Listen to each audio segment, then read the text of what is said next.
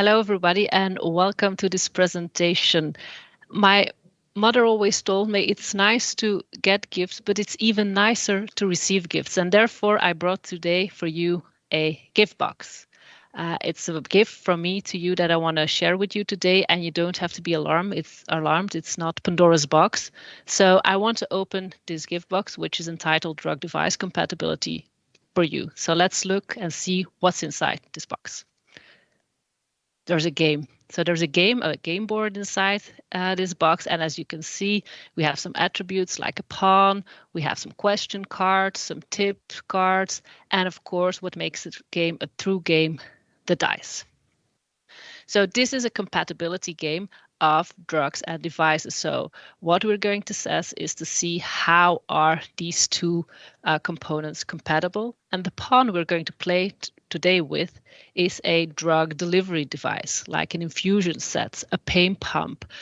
Pre-filled syringe could be one of the devices, but it's more or less designed a game to play with actually delivery devices, not really considered container closure system, but you can play the game as well a little bit with a pre-filled syringe.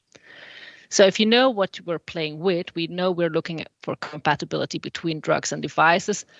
The goal of the game is to go through all the phases of, or three different phases of compatibility: chemical compatibility, Inuse stability, that's the green zone, and then you have the light blue zone, which is the biological safety. We'll move the pawn over the game board, and by addressing the right questions, getting the right tips, we will end the game. We'll come back to our start position, because ultimately we want to win the game, which is a drug delivery device which is compatible with your drug.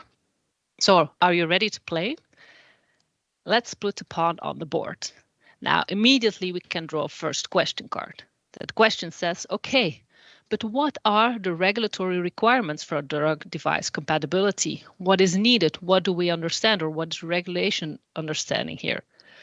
So here on these slides, I've highlighted some things from different angle points. You have from the EMA document, you have the MDR, which you should all know, and you have a part from an FDA guidance on infusion pumps. We don't need to read every word that's on these slides, but you see in the EMA document, compatibility is mentioned. It mentions Inuse stability, physical and chemical compatibility. It talks about a risk-based approach. And the MDR is actually very clear in Annex 1. And actually says when you have a device which is used in combination with a drug, the device should work as it should be after being used with the drug, and the drug should work as it should be as its intended use. So they should be compatible, right? So it's very simple, very well described. However, how are you going to address it? How do you approach this? That is less unclear, and that's why we're going to play the game. So the pawn is on the board, and of course we can roll our dice. Okay, now you have to imagine a little bit, and let's move the pawn forward on the board, and we're entering the dark blue zone, the chemical compatibility. We can immediately draw a next question card, and that says, okay, but what is chemical compatibility and what is really required? Now, when I talk about chemical compatibility, I'm mainly thinking about this.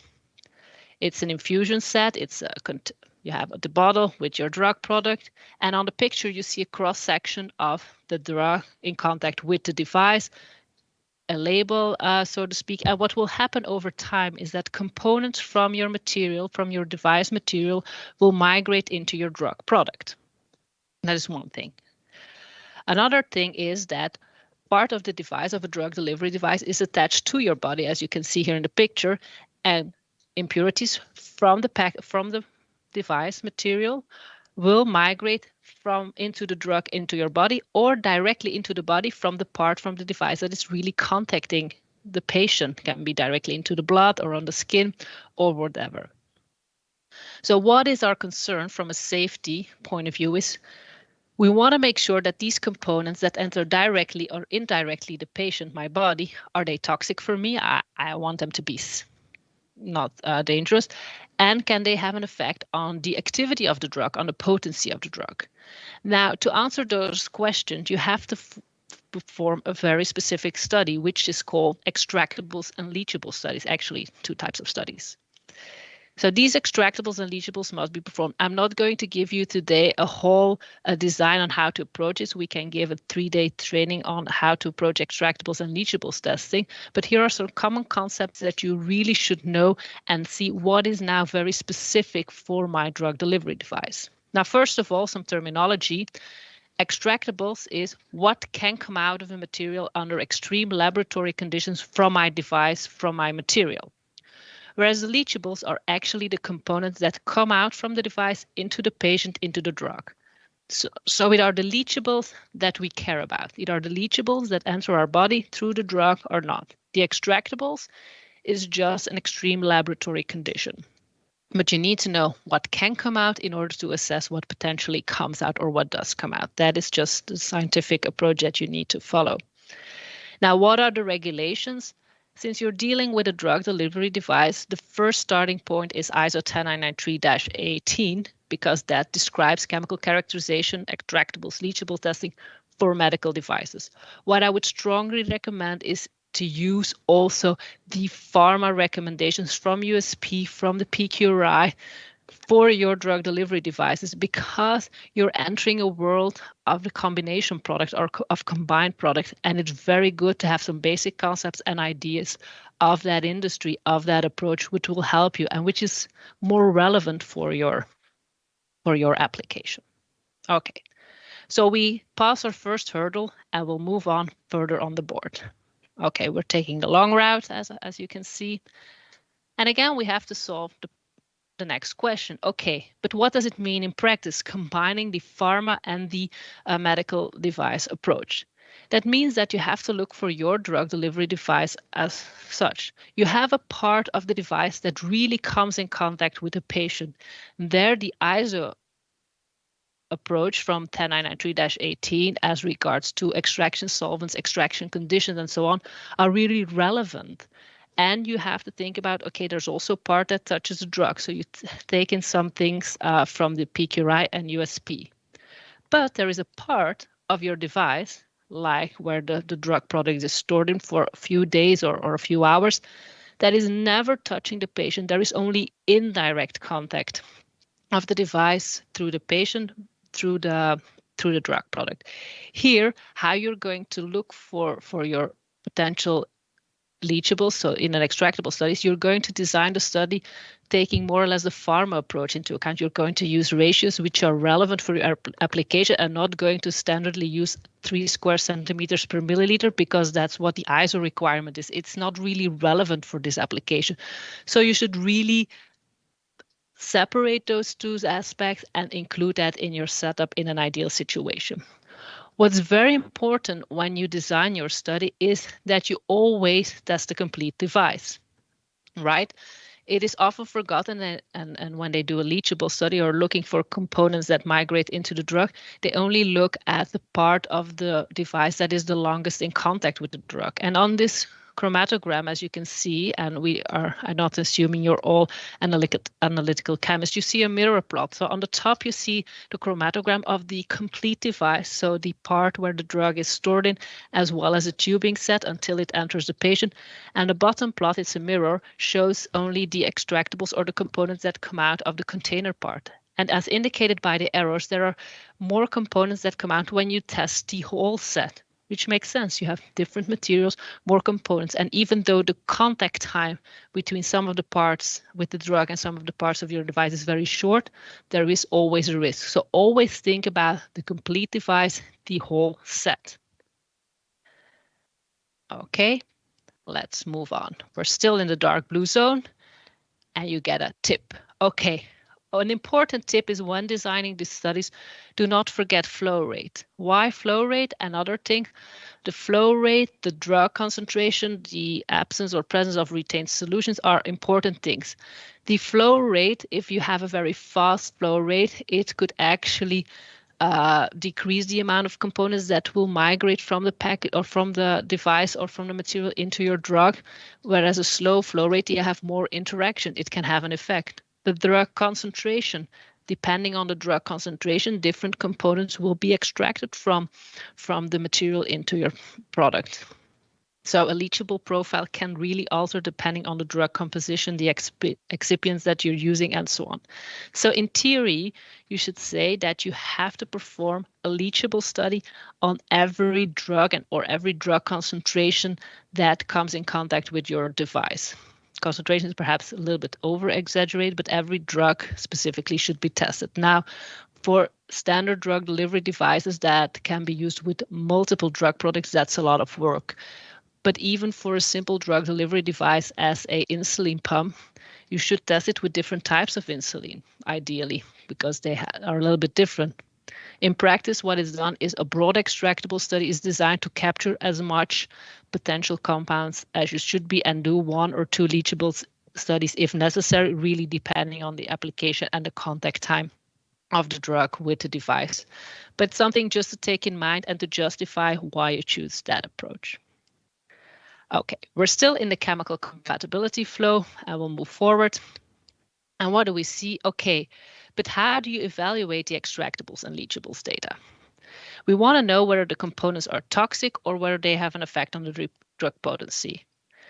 Now, the toxicity of the compounds can be easily assessed. We're mainly interested in the leachable profile, which is the bottom. It are the compounds that actually leach into your drug product, and you can do a in silico assessment, and you can assess the safety according to ISO 10993-17 for medical devices, but please also include pharma guidance documents such as ICH 7 for mutagenic impurities, or for elemental impurities, ICH-Q3D is a very good document.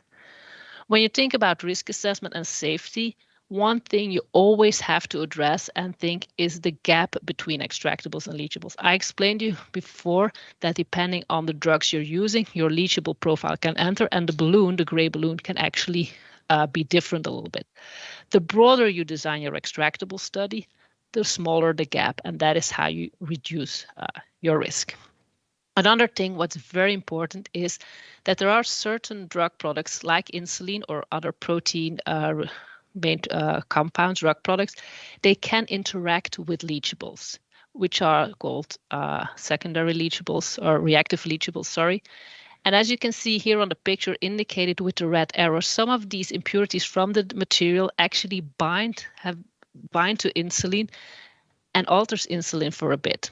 It happens at very low concentration. The stability or the activity of insulin is not impacted by this, but there is a certain risk. It can actually lead to an adverse response of the immune system, which is called immunogenicity. So based on your extractables data, you can actually assess how likely it is that these compounds would react with your drug product. A risk you should include because it has a potential risk for your patient. Now, what about the drug potency, the activity of the drug? How do we assess that based on extractables and leachables? That's actually another domain, and that's why on the board we will move to the green zone. We roll the dice and we'll move forward to the green zone. Okay, we are now in the world of in-use stability. Is the drug still stable? What is in the guidelines? How should we approach it? It's like looking for a needle in a haystack. How do we approach it? It's also very vague. You have some FDA guidance documents that says, okay, you have to do drug stability, but that's it. Nothing is more by just claiming that you have to do it. So it is vague, but I will give you some practical approaches on how to address it. So if we move further and take the long route, we will see, okay, what do you really need to take into account in the design, in practice, and what we have been doing in our lab for many years now. First of all, for each drug-device combination, you look at the contact conditions, the temperature, how many time points, the flow rate, again, very important, the treatment, so the concentration of the drug, what is relevant, and so on. The different lots that you can test. It can become very complex, a setup of one in-use stability study. As you can see here on the picture, these are all pump systems with a certain drug product that actually we're collecting drug product at different time points. You see on the top really the syringes, which is the control, which is the drug under the same condition without contact with the device. And it's a complex setup, but it's really mimicking how it's used. The pump moves a little bit, it's stored at 37 because it's close to the body and so on. So that is how we do it. Once you have established your contact condition and you're collecting fluids or liquids drug product, then you need to test them. You can test for particles, for pH, and all kind of things to address drug stability. But the most important is the drug concentration or the drug potency for protein compounds. To address the drug concentration, you need, of course, an analytical method which is validated for that specific drug product. What's very important is that most of the times for small molecules, you can start from the European or the United States Pharmacopoeia. That gives you a good starting point to develop an analytical method. That is the easiest. What's also important is when you're doing these studies in the design is that you at least test 3 replicates, which means 3 different devices filled with a drug product and tested separately at, so you have 3 data points per time point. You always have your starting point, your end point, and intermediate points can always be done depending on how you design it. But 3 is the absolute minimum. So if we move forward, we're almost already at green, the light blue zone. Okay, and a very question that we often get is, okay, do you need to test all the drugs? So I have a drug delivery device designed to deliver a whole set of drugs. Do I need to test them all for in-use stability? For instance, you can use antibiotics, cytostatic drugs, pain drugs. How do I start? That is a very challenging question, and there is no, let's say, one answer to it. What I would really recommend, first of all, is, okay, look at your material, at your device, look at the drugs you want to test, work closely together with the testing lab, also with the healthcare industry. How is your device used? What is the treatment that is used? What is there already data available from literature? Ask expert input also on chemical interactions. And then what you're going to do is really select drugs to be tested. Ideally, you divide all the drugs you want to test into different groups with the same chemical properties, and then select 1 or 2 representative per group to be tested at the first spot with your device. And I will show you some examples. So we have tested one device with multiple drugs, as I explained before. So what you see here is the example for lidocaine, a pain drug. And you see 2 graphs. What you see on the bottom is the control graph, and you see on the top of the slide the drug-device interaction. You see that both images look the same, which means that the drug-device interactions give the same pattern as the control, which is the drug without the device. Actually just saying that the drug is stable. It does not change. It is the same thing. So for this device, lidocaine works. When we tested with this device, penicillin, an antibiotic, you can see that the control on the bottom again and the drug-device interaction have a completely different pattern. What has happened is that penicillin has broken down in the drug-device combination. So it's not compatible. The same device is not compatible with penicillin. Does it mean that no antibiotics can be used? Not necessarily, because the chemical structure of antibiotics can differ from antibiotic type to antibiotic type. We have another example from the same device. What you see here is for, again, a drug product, amphotericin, and you see the recovery at different time points. And you see after 24 hours, there's a significant reduction, and then you see again an increase of the recovery. So what actually happened here is simple. So we had a certain flow rate of our pump system. At a certain moment, 24 hours, when we saw the drop of 35%, there was no flow rate anymore. Something blocked, the filter at the end blocked. So we cut open the device and collected the drug again. And we clearly saw, again, a good flow rate, but also an increase of the drug stability, of the drug concentration. Does it mean that the drug is compatible with the device?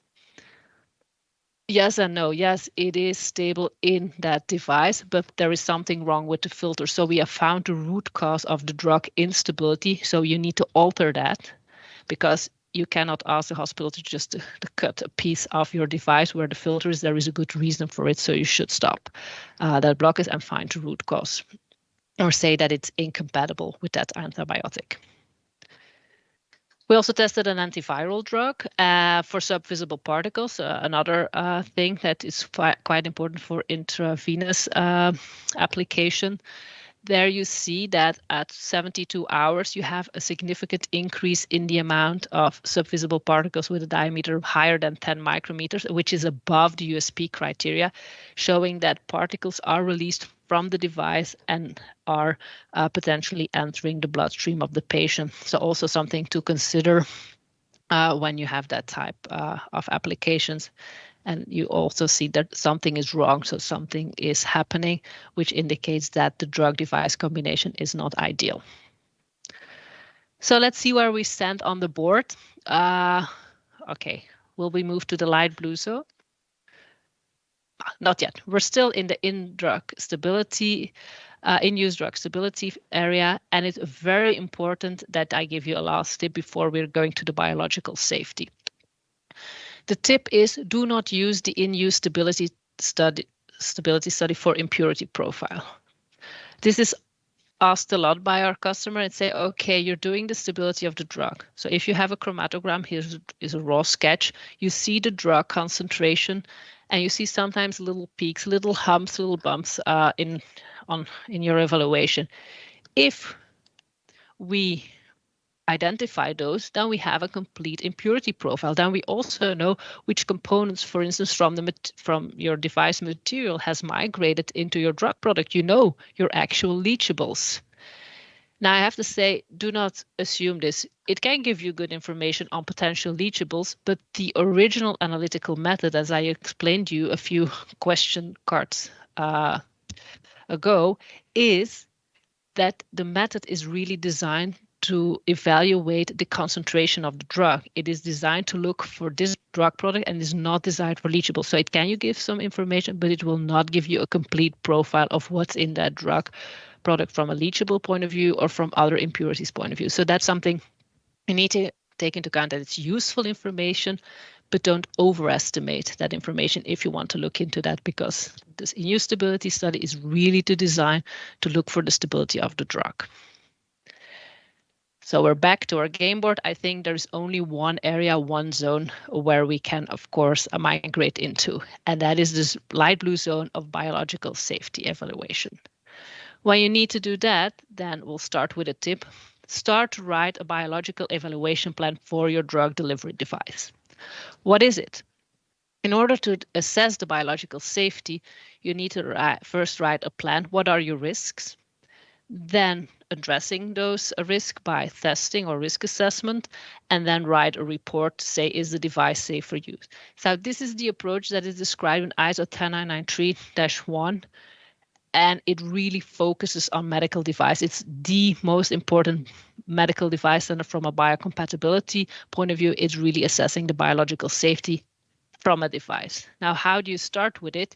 You start by addressing the medical device, the materials, the processing, the intended use. You use recommendations from guidances, you use information from data, previous testing, and so on, and you combine it.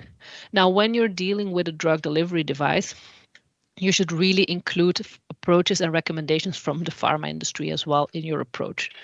It is not a standard medical device such as an implant, so really look into that as well. And then you're going to assess for different biocompatibility endpoints of concern. So this is the table. It's not really big, but it's also not the point. It's really to demonstrate, okay, you have different biological endpoints or biocompatibility endpoints, such as cytotoxicity, irritation, sensitization, acute systemic toxicity, and so on, which you need to address depending on what type of device that is. And that is your assessment you're going to make. It's really important in that assessment, when using this table and see what you need to address, that you really make the difference between the direct contact with the patient versus the indirect contact with the patient. The direct is where does the device touches the patient, the skin, the blood, and how is there indirect contact through the drug, as I explained as well in the first phase, the dark blue phase, with extractables and leachables. Okay. And what's very important when you do then the biocompatibility testing, do you need to include the drug when you perform, for instance, a cytotox test or an irritation test? The answer is very simple, no. It's a guidance looking really at the device, and if you would include the drug, it's not a good idea. I would say don't. and that is really how it is approached, because it will cause interference. So there's nothing wrong with your computer today. It is just showing, okay, this is what it will interfere with the biocompatibility test. It will just give a problem. So don't use the drug in your biological testing. Okay. So let's roll the dice again, and we're at the green. That is again a question. In ISO 10993-1, it also requires that you include in your assessment the whole life cycle of a device. What is this? This life cycle means the aging of a device. So a device is a material that is put on a shelf and it ages, right? So the shelf life of a device has an impact, because your material might alter a little bit over time, might degrade, and that has a consequence from a safety point of view. Perhaps other compounds will leach from the material into your drug product or directly into the patient because of this aging factor. Perhaps your drug stability can be impacted, something we did not address in the green zone of our game board. But aging is something you have to include. Whether it's always a risk or always a concern, that's not the case. But you really need to include that in your assessment. And it is also a requirement. And specifically now with the medical device regulation in place, it's something where notified bodies will definitely look at, that you have included this. And something we will put standard in our evaluation reports or plans. Okay, I think we're almost at the end of the game, but let's see where the pawn is now. Good. This is a tip card. So let's draw the tip card. And what's a very important tip here is that you have to include the extractables and leachable approach in your biological evaluation plan. What does it mean in practice? As you can see here, is you have the dark blue zone and the light blue zone. They are actually things you have to combine from a risk assessment point of view. When you're designing your extractables and leachable study, you should really describe why you're using this approach and why it's relevant from a biological safety point of view as well. It is one of the requirements in ISO 10993 that you do a material characterization, which can lead to extractables and leachables testing. So, for instance, does it mean always testing? For a drug that is only in very short contact with a drug delivery device, you should evaluate the potential leachables of concern by an assessment or by an extractable study plus a toxicological evaluation. But it's very clear that ISO 10993 does not say you have to perform extractables leachable study. You have to do material characterization. You have to know the materials. You have to evaluate the risk and then see if you have enough data, or that you need additional data to support your assessment by performing an extractable study. For devices where the drug product is stored in the device for perhaps a few days until months or even longer, there you really have to evaluate, is it worth to do a leachable study where I'm actually going to measure inside the drug what can come out? It really depends, but I want to emphasize that you not always need to test. This is where the pharma industry and the device industry are actually a little bit have different opinions. In a pharma approach, you always test your container closure system, whereas in a medical device, it starts more from a risk assessment. So it's in between and finding the good justification. So we're here, we're almost at the end, but let's see where our pawn brings us now. Yes, we're at the end. So we draw the last card and it says, yay, we finished the game. So it's time for a conclusion. So today I brought you this box. I now call it the biological and chemical compatibility game. It was a game. We played the game. The game consisted of 3 zones. We went through the dark blue zone and learned that the chemical compatibility, that when you assess it, you have to combine pharma and medical device requirements. I would really recommend that. You should always think about the gap between extractables and leachables, and this part is part of the biological safety evaluation. Biological safety evaluation is done according to ISO 10993. It includes the extractables and leachables, so they're really linked to each other. Really focus on direct versus indirect contact with the patient, and don't forget about the life cycle, the shelf life of your device. And then we have the green zone, which is the in-use stability. There are limited requirements or guidances on how to approach it. We have demonstrated to you, or we have seen together how we can approach it, what we should all include, how extensive it can be, or at least 3 replicates and test all the drugs versus select some representatives. It's really drug dependent. I've shown you an example where one device have been used with 4 different drugs and they were not all compatible. So don't just assume that if one drug is compatible with the device that all drugs do. We have seen, for instance, an insulin pump with 6 different types of insulin where 5 out of 6 were okay, but one type not. So you cannot claim that it can deliver all types of insulin. But if you play this game well, answer the question, use the tips that I gave you today, then for sure you will be able to win the game, not by ending the game the fastest, but being thorough and justify that. And to conclude, I would say there is a final tip. The drug device compatibility goes even further. I've not talked about the physical compatibility. I've only talked chemical, biological, extractables, leachables, in-use stability, but everybody will look from their point of view, what is compatibility. So this is not taking all this into account. I only had 30, 35 minutes, so that is not enough. So remember that as a final tip.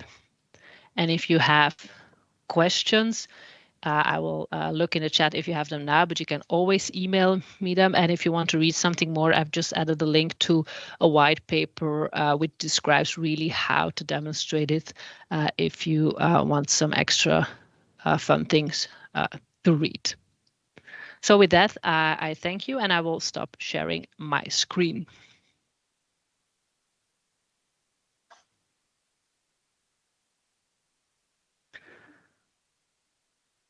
Okay, so I will see if there are questions in the chat box. Okay, so one of the questions that we received also, what can you assess also the physical compatibility in combination with the in-use stability? So what does it mean, the physical compatibility? What is the effect of chemicals on the material properties, the strength of a device, of a delivery device? So for instance, with cytostatic drugs, which can be very aggressive from a chemical point of view, can really degrade materials. There we did the in-use stability and sent later on the devices to our customers so that they can do some physical tests. The only side note that I want to give there is that when you do in-use stability, the worst case situation is that low drug concentration. Why low drug concentration? If there is absorption from the drug into the device, you can easily measure that and evaluate that. From a physical point of view, what gives the most stress to the device is a high drug concentration, a high concentration of a certain chemical that interacts with your material. So you really always have to find the right balance, whether the setup is really always good for a certain setup or a certain endpoint you want to evaluate. Okay, and I see that there are no other questions. So with that, I thank you for the time. I hope you enjoyed playing the game. I will close my gift box for you today, and hopefully we see each other another time.